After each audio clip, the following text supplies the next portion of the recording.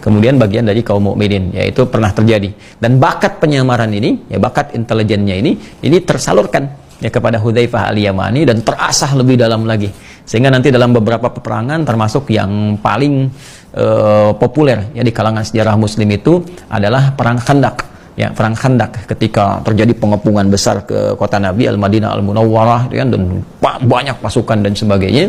Nah, Nabi harus mengirim ya satu intelijen yang dahsyat, yang hebat dalam penyamaran, yang bisa mengetahui kondisi pasukan musuh, khususnya setelah beberapa masa terkepung di situ. Jadi mereka mengepung, mereka sendiri terkepung oleh badai topan, terkepung oleh keadaan yang suku-suku sebagian sudah mulai meninggalkan, termasuk Yahudi Bani Quraidah, kan, kemudian makanan mulai menipis. Nah, itu Nabi ingin ketahui situasi realnya seperti apa, ya, sehingga bisa menenangkan di kalangan para sahabat-sahabat Nabi pada saat itu, sallallahu alaihi wasallam.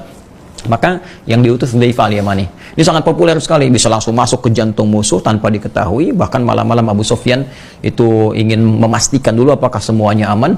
Ya, dia katakan sangat populer di sejarah, ya, saya khawatir ada di antara ya pasukannya Muhammad sallallahu alaihi wasallam ini menyelinap ya di sekitaran kita. Maka setiap orang mesti mengenal siapa yang di sampingnya. Itu begitu mendengar kalimat itu langsung dia pegang tangan kawannya di sampingnya itu. Ya, kawan di sini maksudnya musuh yang dekat dengan dia di situ. Dia pegang langsung, dia tanya duluan, kamu siapa? Gitu. Supaya dia nggak balik nanya gitu. Nah, itu memberikan satu tanggap yang luar biasa dan intelijensia yang tinggi. Jadi nanti ada satu bab bahkan ya di Sahih Al-Bukhari ini ada pembahasan nanti bagaimana di kemiliteran misalnya. Nabi itu kan punya 12.000 sahabat. Dari 12.000 ini 38 panglima. Nah, nanti di bab militer tuh banyak sekali sebetulnya ya. Ada bab misalnya tentang strategi militer, bagaimana pengaturan bahkan ibadah dalam konteks peperangan, seperti apa cara sholatnya.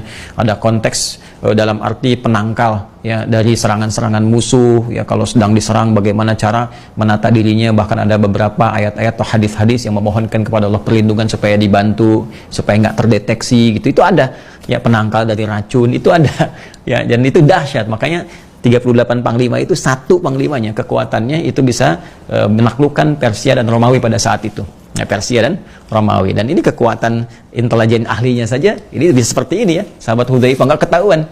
Jadi nggak ngaku misalnya saya ini intel loh tapi bisa menyamar dengan luar biasa hebatnya. Ini mungkin bisa dipelajari di bab militer ya. Nah, ini Hudzaifah ini. Dan yang ketiga, selain tadi cerdas, cepat tanggap, nalarnya kuat, yang ketiga itu pandai dan kuat memegang rahasia. Nah, ini luar biasa ini, kepada siapapun nggak dibuka, termasuk kepada sahabat-sahabat yang lainnya yang mungkin mulia ya, mungkin mulia ya radhiyallahu taala anhum jami'an, tidak kepada Abu Bakar As-Siddiq, tidak kepada Umar bin Khattab dan sebagainya.